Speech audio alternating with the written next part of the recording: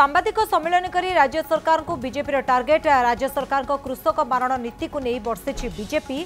जलसेचन को नहीं बीजेडी बड़ बड़ प्रतिश्रुति देथिबा बेले एपर्यंत मात्र 17 भाग जमी रे जलसेचन होईछि। सेहि भली महानदी रे बैरेज निर्माण आलू और पियाज मिशन फेल मारिथिबा अभियोग आनिछि बीजेपी। कालिया योजना रे 75 लाख चाषी को सहायता देबाकू कही मात्र 44 लाख चाषी को सहायता मिलिछि। नकली चाषी द्वारा कोटी कोटी टंका हेरफेर होउथवा बीजेपी अभियोग आनिछि। धान और अन्य फसल गुड़िकर सर्वनिम्न सहायक मूल्य चाषी को मिलु नथवा अभियोग होईछि। बीजेपी ओडिशा रे सरकार गढ़िले चाषी सबु व्यवस्था करिबो बोली कहिछि बीजेपी। धान किणारे स्वच्छता रहिबा सह सबु धान सरकार किणिबे एवं कौनसी कटनी छटनी हेबो नाही। धानर सर्वनिम्न सहायक मूल्य 3100 टंका रहिबो।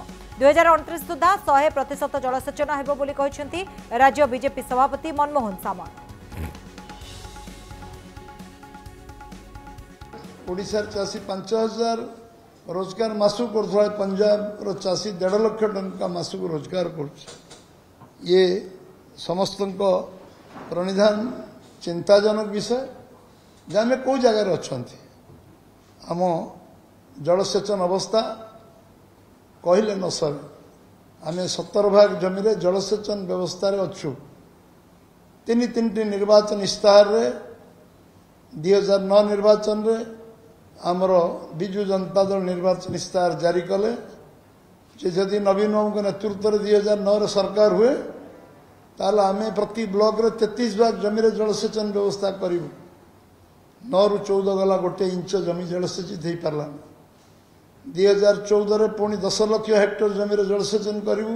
जदि मुख्यमंत्री नवीन पट्टनायक सरकार करती आम 10 लाख हेक्टर जमी जलसेचन करूँ। 5 वर्ष बीतीगला 10 लाख हेक्टर जमी तो जलसेचन दूर कथा गोटे इंच जमी जलसेचन हो पारा। 2019 रे पुणी पुनर्बार तृतीय थर पुणी सरकार को आसिले निर्वाचन इस्ताहार नहीं प्रति ब्लॉक रे 35 भाग जमी जलसेचन करूँ।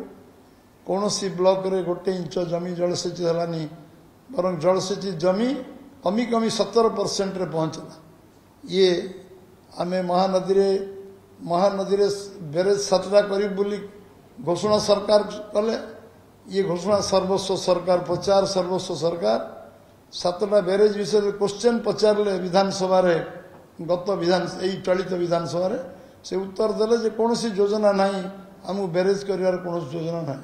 महानदी रे 7टी बेरेज कौन सी आरंभ भी हो पारा नहीं। सबुठ दुखर विषय कौन सी नदी जो नदी रे जलसेचन व्यवस्था हो पार केंद्र सरकार प्रधानमंत्री जलसेचन योजना रे हजार हजार कोटी टंका दौला बेले आम सरकार से विषय जलसेचन चिंता करें।